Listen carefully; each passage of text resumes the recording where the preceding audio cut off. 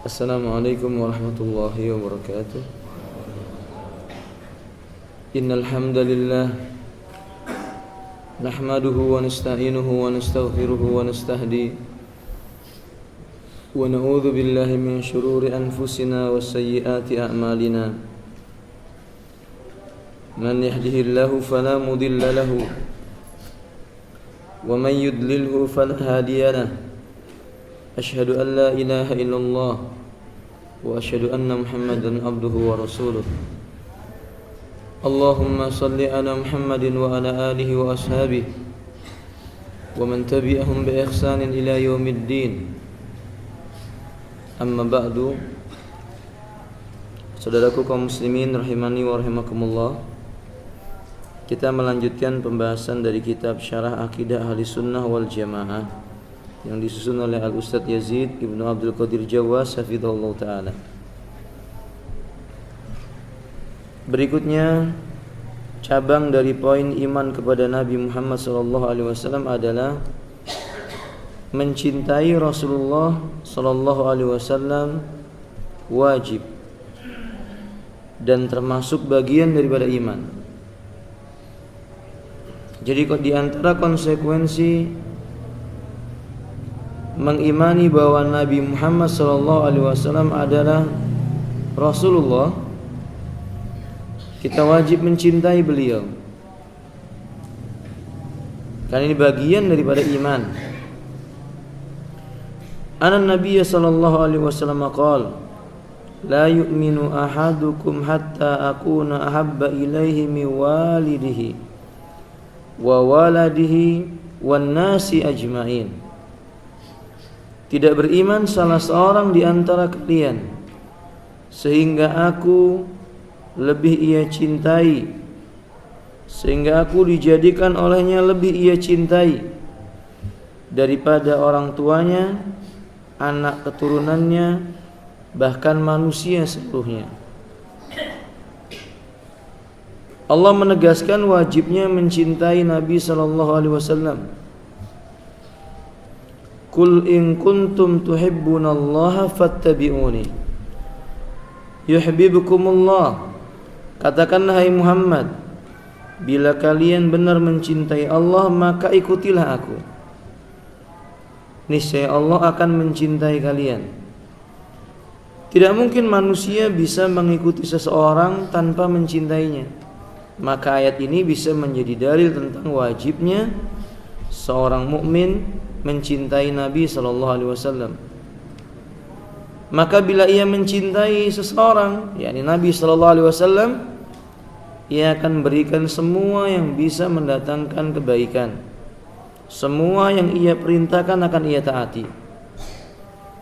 Maka barang siapa yang dia menjadikan kecintaannya kepada Nabi berkurang, atau ada sesuatu yang lain selain Nabi yang lebih ia cintai dari kalangan manusia, syahadat yang menyebutkan baginya wa anna Muhammadan abduhu wa rasuluh, tentu syahadat yang cacat baginya. Karena itu mutlak orang yang telah mengucapkan Muhammadur Rasulullah harus menjadikan Nabi lebih ia cintai. Umar bin Khattab radhiyallahu ta'ala an datang kepada Nabi dan berkata, "Ya Rasulullah, ayyul mar'i ahabbu ilayya ba'dallahi wa rasuli?"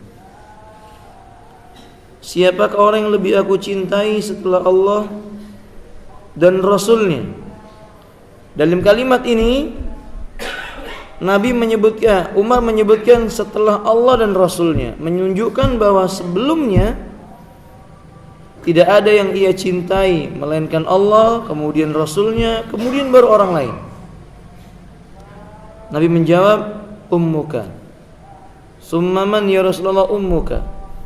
Dalam riwayat yang lainnya Nabi mengatakan, ya Rasulullah, innaka anta ahabbu ilayya ala sairin nasi illa nafsi. Sesungguhnya engkau wahai Rasulullah lebih aku cintai dari seluruh manusia yang ada kecuali diriku sendiri. Kata Nabi, itu keliru. Umar diam, kemudian Umar mengucapkan lagi, aku cintai engkau melebihi siapapun juga dari kalangan manusia termasuk diriku sendiri. Kemudian Nabi berkata, wal'an ya Umar, sekarang baru kamu benar. Berarti mencintai Nabi didahulukan dibandingkan mencintai dirinya sendiri. Lihatlah Sa'ad bin Mu'ad ketika ibunya tidak mau makan dan minum karena membujuk Sa'ad untuk keluar dari agamanya Nabi Muhammad SAW. Ia datang kepada ibunya dan berkata, ya ummi, law ladaiki asara minal arwahi summa kharaja min jasadiki wahidan wa wahidan litabtaghi an akhruja an dini Muhammadin sallallahu alaihi wasallam inna ma'ana lam akhruj min. Wahai ibuku, seandainya engkau memiliki 10 nyawa, setiap nyawa keluar dari jasadmu hanya karena ingin membujuk aku keluar dari agamanya Nabi Muhammad sallallahu alaihi wasallam, maka aku tidak akan keluar darinya selamanya. Yani ia lebih memilih Allah, kemudian lebih mencintai Rasulullah sallallahu alaihi wasallam. Dan ini memang konsekuensi orang yang beriman. Yang berikutnya, wa anna ahlus sunnah wal jamaah wa ya'taqidu wa yashhadu anna an-nabiy sallallahu alaihi wasallam khatamun nabiyyin. Ahlus sunnah menyaksikan, Ahlus sunnah mempersaksikan dan meyakini bahwa Nabi Muhammad SAW adalah penutup dari seluruh nabi. Bidalil, dengan alasan firman Allah dalam surah Al-Ahzab ayat yang ke-40, ma kana Muhammadun aba ahadim min rijalikum walakin Rasulullah wa khataman nabiyyin wa kana Allah bikulli syai'in alima. Maka Muhammadun, sekali-kali Muhammad itu bukan sekedar aba ahadim mirijalikum, bapak angkat dari seorang lelaki di antara kalian. Ayat ini turun mengingatkan Nabi tentang bahwa Nabi bukan sekedar bapak angkat, bukan bapak kandung dari Zaid bin Sabit. Karena ketika itu Nabi mengangkat Zaid sebagai anak, tapi Nabi mengatakan ini adalah Zaid bin Muhammad. Allah menegur, enggak boleh menasabkan anak kepada selain bapaknya. Maka Allah katakan, maka Muhammadun aba ahadim min rijalikum. Sekali-kali Muhammad itu bukan sekedar bapak salah seorang yang ada di antara kalian, walakin Rasulullah, akan tetapi dia adalah utusan Allah, wa khataman nabiyyin, dan dia adalah penutup para nabi. Wa kana Allah bikulli syai'in alima, dan adalah Allah itu mengetahui segala sesuatu. Apa yang dimaksud dengan khataman nabiyyin? Karena sebagian orang yang menyimpang pemikirannya menafsirkan makna khataman nabiyyin itu artinya nabi terbaik. Kita katakan benar, nabi adalah terbaik, nabi terbaik. Karena Nabi mengatakan wa ana sayyidul mursalin wal anbiya, dan aku adalah sayyidnya para nabi dan rasul.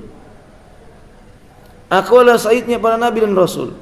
Nabi SAW juga menyebutkan u'titu khamsan lam yu'tahunna ahadun qabli. Aku diberi oleh Allah 5 buah perkara yang tidak diberikan kepada nabi-nabi dan rasul yang datang sebelumku. Itu menunjukkan Nabi adalah nabi yang sangat istimewa, maka digelari dengan Al-Mustafa. Tapi dengan menafsirkan khatam sebagai sesuatu yang menunjukkan yang paling mulia, ini telah mentakhrif dari makna yang sesungguhnya. Bagaimana Nabi SAW memberikan pengertian kepada kita untuk menjelaskan ayat ini? Nabi SAW mengatakan, wa innahu sayakunu fi ummati kadzabuna dajjalun, dan sesungguhnya, maka sungguh akan ada di dalam tubuh umatku ini kadzabun salasun, dalam riwayat yang lain dajjalun, 30 orang pendusta besar. Kulluhum yaz'umu annahu nabiyyun, masing-masing pembohong itu mengaku dirinya adalah seorang nabi. Lalu Nabi menegaskan, wa ana khatamun nabiyyin, dan aku adalah khatamnya para nabi. Apa maksudnya? Nabi melanjutkan, la nabiyya ba'di, tidak ada lagi nabi sepeninggalku. Jadi ayat ini menunjukkan bahwa makna khatamun nabiyyin adalah penutup para nabi.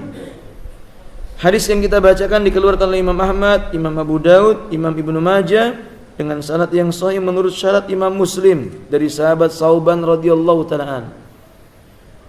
Nah, di zaman kita perlu mengetahui para pendusta ini ada banyak.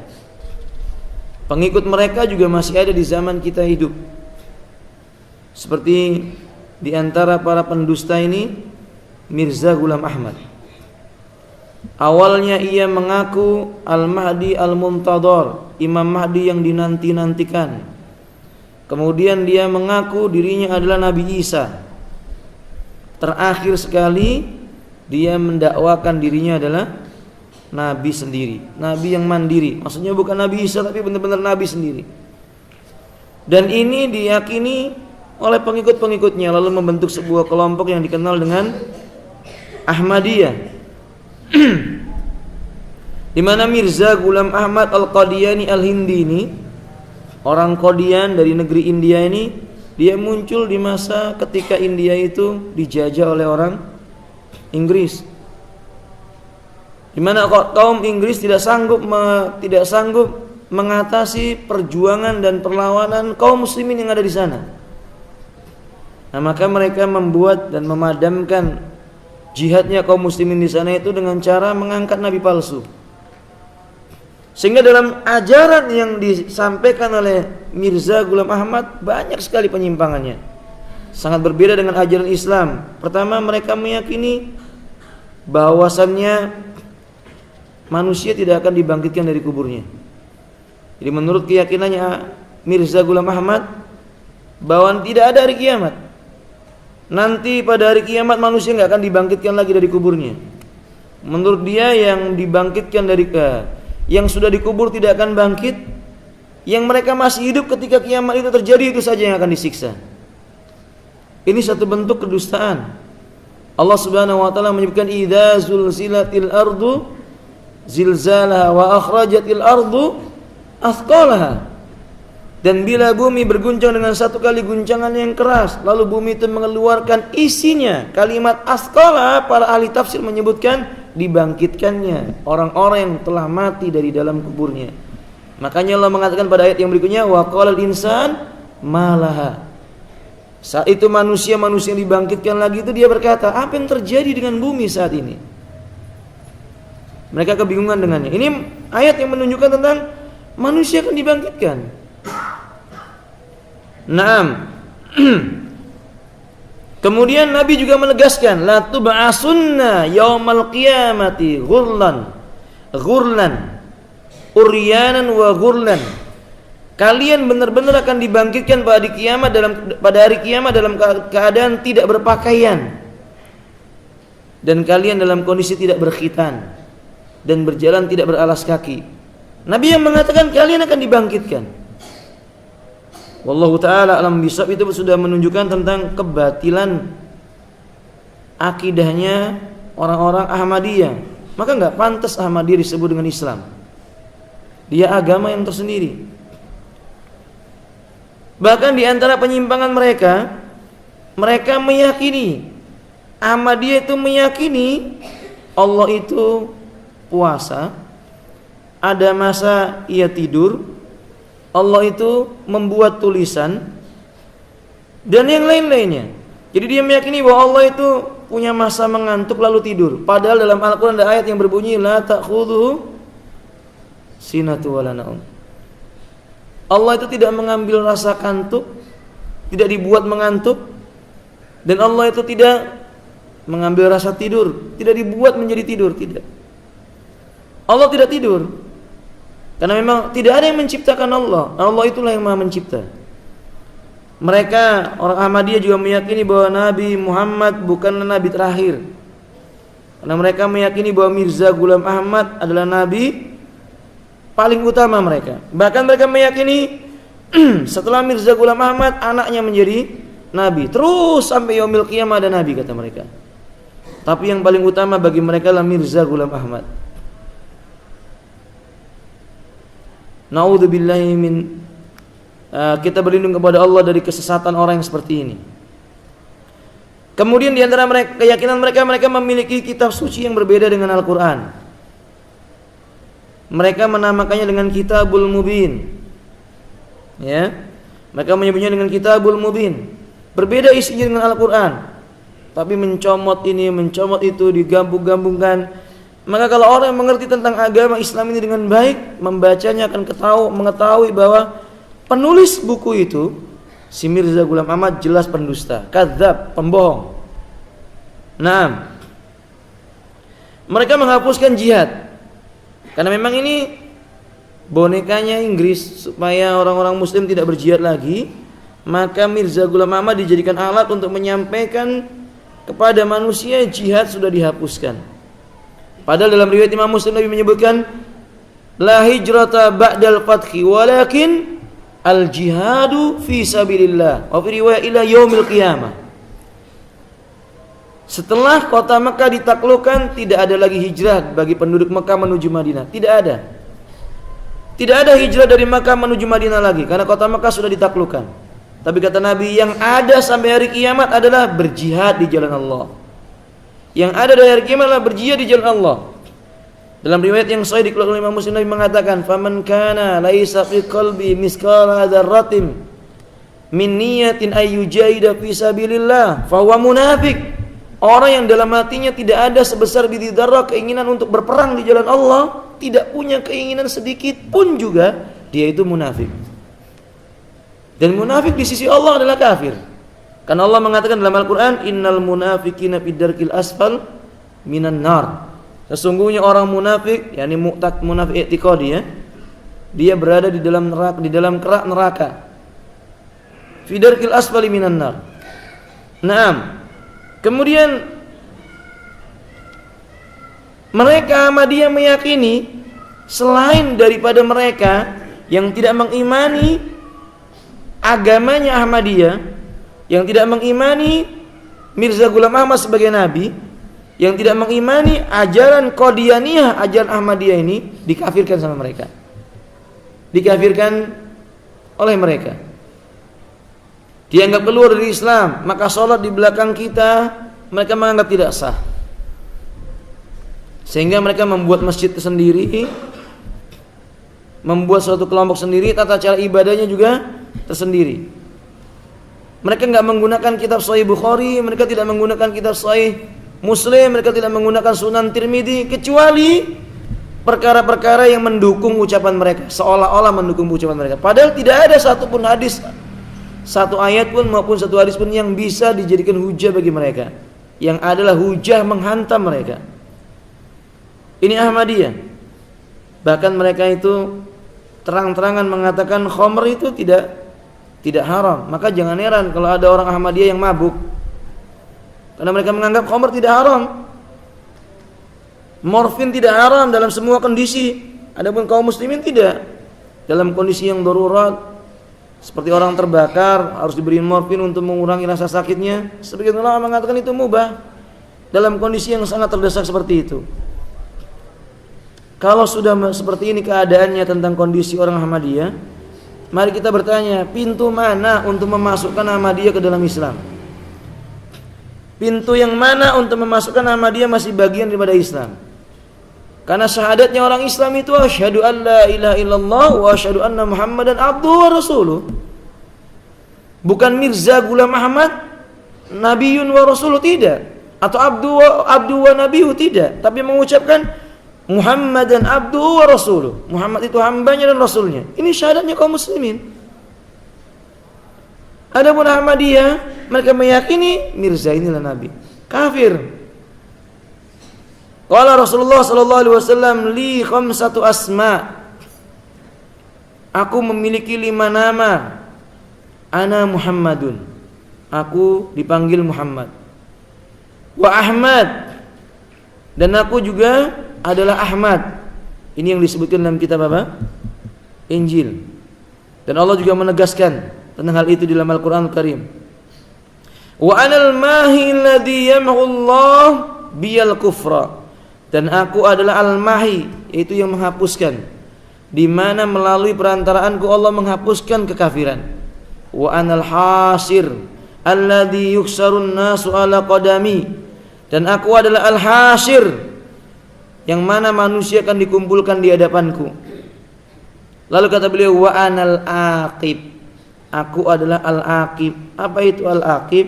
Laisa ba'di nabiyyun, penutup, di mana tidak ada lagi nabi sepeninggalku. Di riwayat yang lainnya Nabi mengatakan, laulan nabiyyu ba'di la Umar, kalau memang ada nabi yang pantas sesudahku adalah Umar. Tapi Umar bukan nabi. Nah, menunjukkan tidak ada lagi nabi sesudah Nabi Muhammad SAW. Ini keyakinan Ahlus Sunnah wal Jamaah. Berikutnya Ahlus Sunnah wal Jamaah meyakini Rasulullah SAW tidak mengetahui perkara yang gaib. Beliau tidak tahu tentang perkara yang gaib semasa hidupnya kecuali yang diajarkan oleh Allah Subhanahu wa taala, apalagi setelah beliau wafat. Karena ada sebagian orang bertanya tentang perkara gaib kepada nabi yang sudah meninggal. Di masa hidupnya saja ia tidak tahu yang gaib kecuali yang diberitahu oleh Allah melalui wahyunya yang disampaikan oleh malaikat Jibril. Dalilnya adalah firman Allah dalam surah Al-An'am ayat 50. Ini bukan keyakinan satu kelompok yang dibenci oleh mereka, oleh sebagian manusia, bukan, tapi ini keyakinannya kaum muslimin, wajib meyakini ini. Nabi tidak tahu perkara yang gaib. Ini keyakinan kaum muslimin. Allah yang mengatakan, kul, katakan hai Muhammad, la aqulu lakum indi khazainullah, aku tidak mengatakan kepadamu bahwa perbendaharaan Allah ada pada diriku, wala a'lamul ghaiba, dan aku tidak mengetahui perkara yang gaib. Katakan hai Muhammad bahwa aku tidak tahu perkara yang gaib. Wala aqulu lakum inni malak, dan aku tidak pula mengatakan kepadamu bahwa aku ini malaikat. In attabi'u illa ma yuha ilayya, aku tidak mengikuti kecuali yang diwahyukan kepada diriku. Maka Nabi enggak tahu kalau ditanya tentang kapan terjadinya kiamat. Nabi tidak tahu.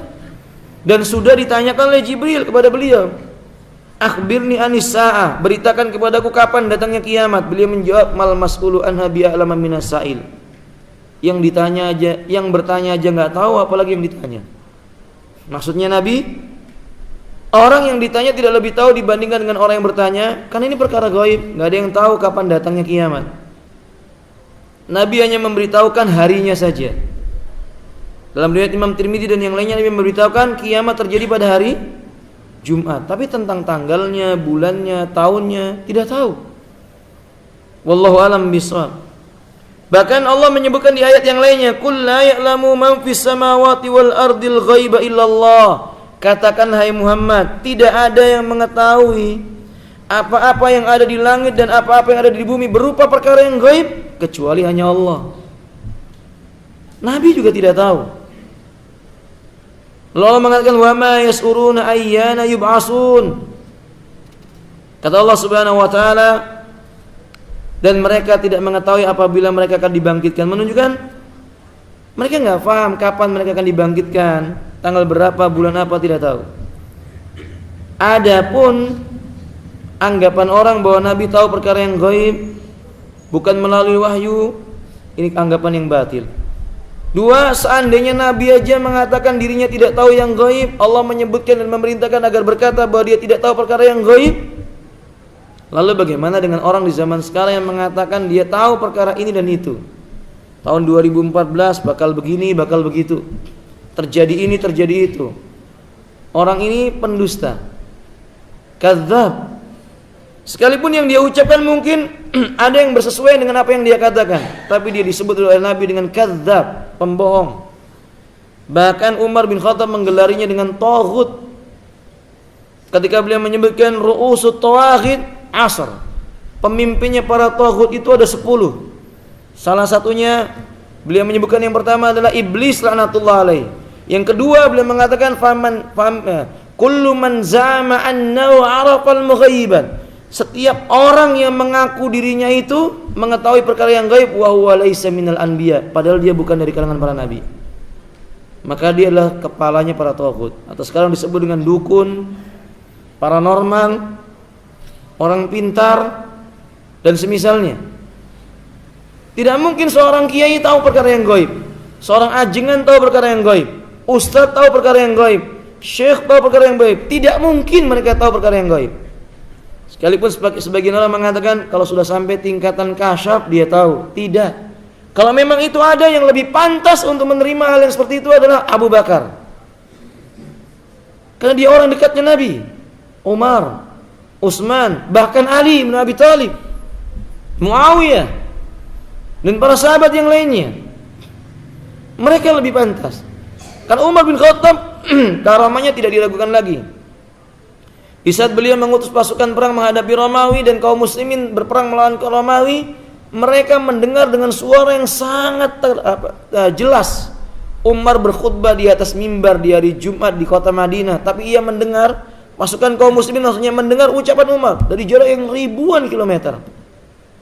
Dan Umar tidak merasa bahwa dia menyampaikan khutbah itu kepada mereka. Ini karamah. Tapi Umar tidak tahu perkara yang gaib.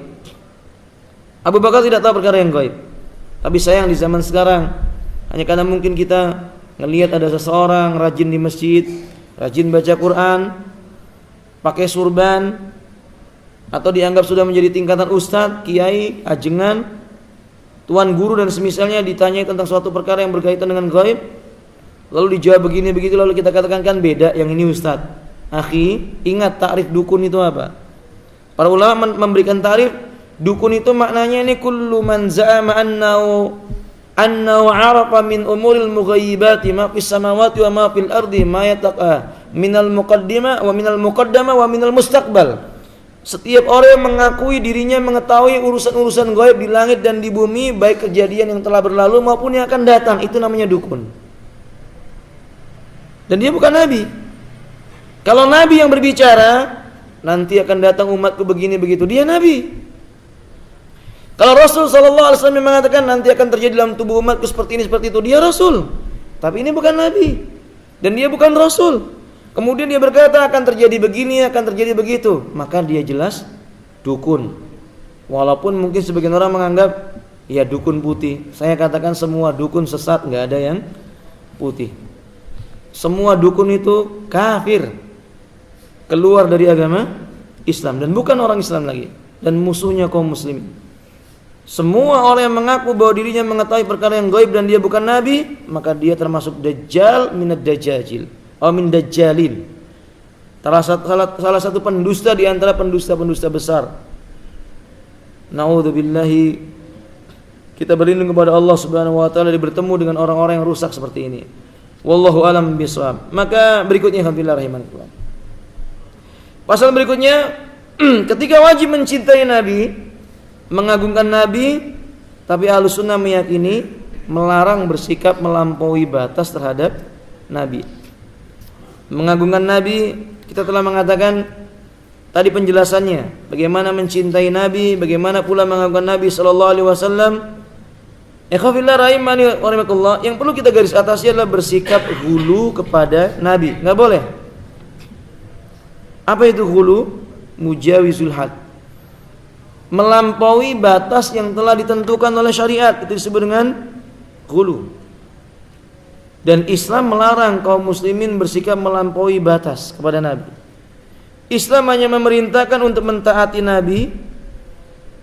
Islam hanya memerintahkan mengikuti jejaknya Rasulullah SAW dalam beragama. Islam hanya memerintahkan kita mengikuti sunnahnya Nabi ini, bukan mendudukkan Nabi melampaui batas yang telah ditetapkan bagi Nabi itu oleh Allah Tabaraka wa Ta'ala.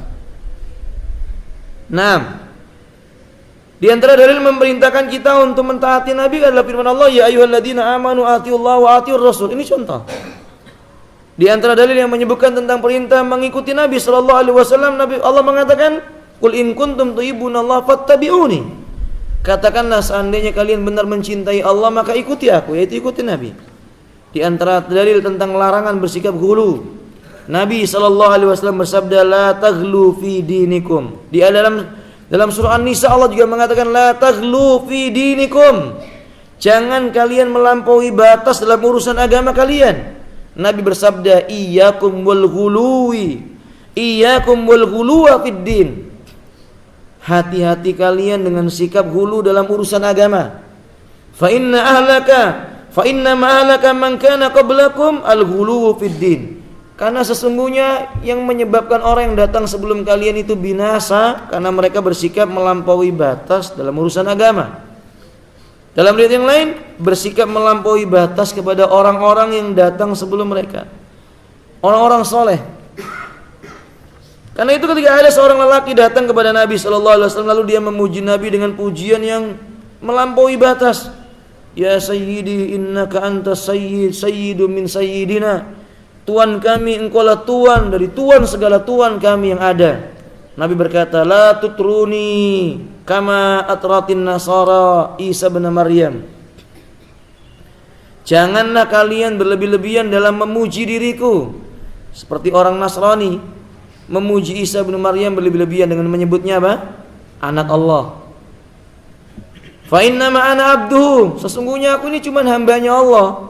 Fakulu, kalau mau memanggilku panggillah Abdullah wa Rasulullah.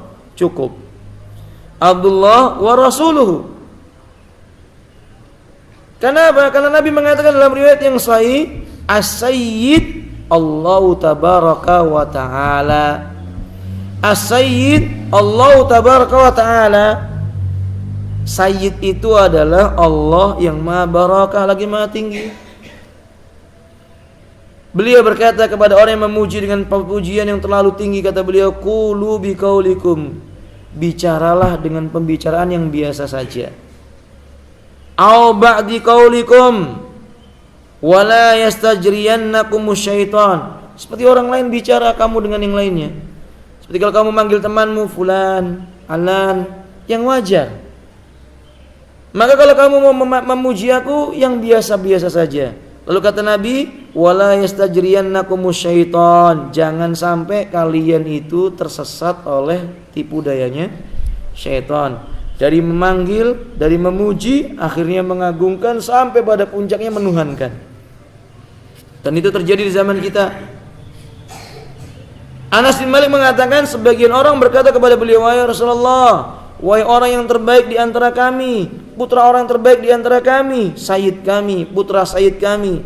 Maka ketika itu Nabi mengatakan, ya ayuhan nas, hai manusia, qulu biqaulikum, bicaralah seperti kalian berbicara, biasa saja. Wala yastawiyannakumus syaitan, jangan sampai syaitan itu membujuk kalian lalu menyesatkan kalian. Ana Muhammadun, aku ini hanya seorang yang bernama Muhammad. Abdullah, hambanya Rasul. Wa rasuluh, dan aku ini rasulnya Allah. Ma uhibbu an tarfa'uni fawqa manzilatil lati anzalani Allah azza wa jalla. Aku enggak suka kalian mengangkat derajatku melebihi apa yang telah Allah dudukkan untukku. Allah mendudukkan aku sebagai hamba, Allah mendudukkan aku sebagai nabi. Cukup sampai di situ. Tidak disembah. Disebut abdun la yu'badu. Abdun itu tidak disembah. Makanya Ibnu Qayyim menulis sebuah syair, lillahi haqqun la yakunu li ghairihi. Allah memiliki hak yang tidak mungkin dimiliki oleh selain Allah.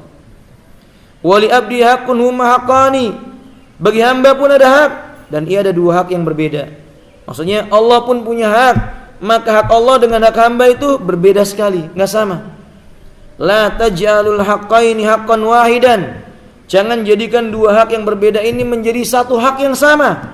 Min ghairi tamyizin wala furqanin, tanpa ada pemisahnya dan tidak ada pula pembedanya. Maksudnya, bukankah Nabi itu hamba? Allah itulah Khalik. Nabi itulah makhluk.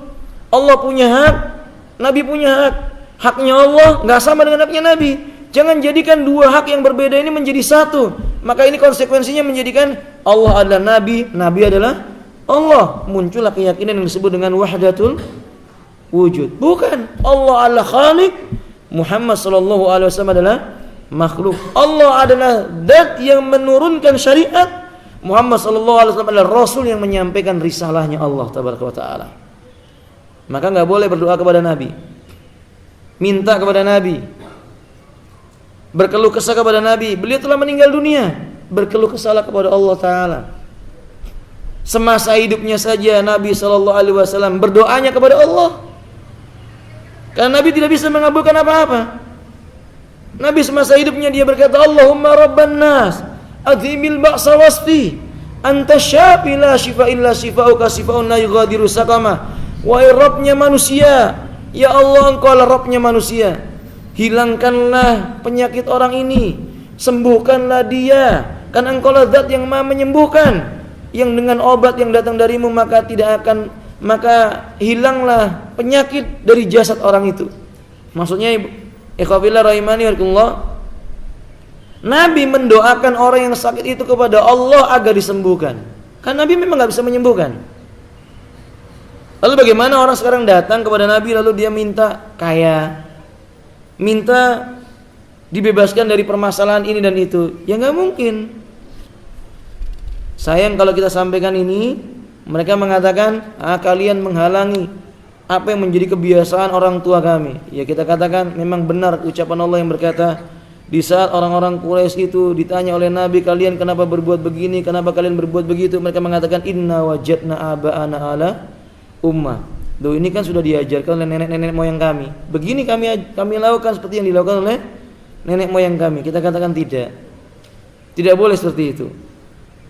Wallahu a'lam bishawab. Nah, ini di antara bentuk bagaimana konsekuensi seorang hamba mencintai Nabi sallallahu alaihi wasallam. Semoga mendatangkan manfaat. Ada pertanyaan Bapak sebelum kita tutup? Fadhal masyura. Kalau ada yang ditanyakan silahkan.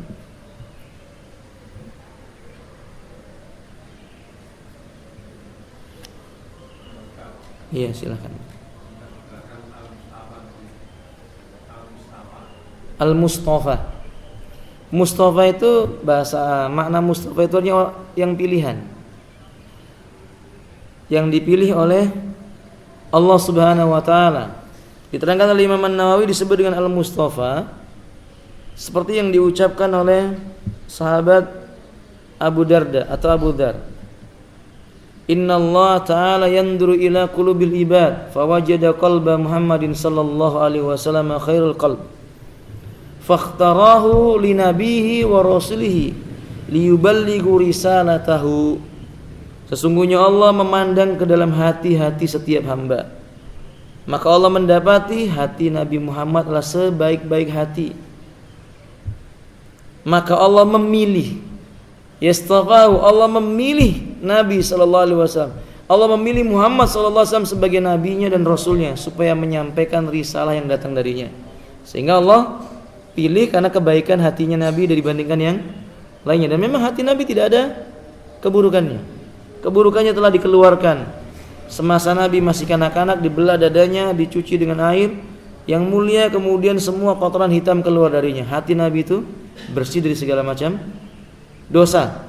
Sehingga kita menjumpai dalam riwayat yang sahih, Anas mengatakan, ma samamtu raihatan qad atyabu min raihatin Nabi sallallahu alaihi wasallam. Saya tidak pernah mencium sebuah wangi yang mengalahkan wangi tubuhnya Nabi. Kenapa? Karena Nabi tidak punya dosa, makanya tubuhnya wangi. Bukan berarti kita yang tubuhnya bau banyak dosanya, bukan begitu yang saya maksud, Pak. Tapi yang kita inginkan di sini adalah, ya jangan sampai nanti kita ada teman keringatnya bau terus kita bilang kamu banyak dosa, jangan begitu, Pak ya. Tapi ya mungkin karena makanannya dan semisalnya. Cuman ini menunjukkan hati yang bersih itu membawa dampak pada apa? Jasadnya juga, insya Allah demikian. Nah, jadi dengan demikian Nabi disebut dengan Al-Mustafa, orang pilihan. Wallahu ta'ala a'lam bishawab. Nah, baik, kalau tidak ada lagi kita cukupkan sampai di sini.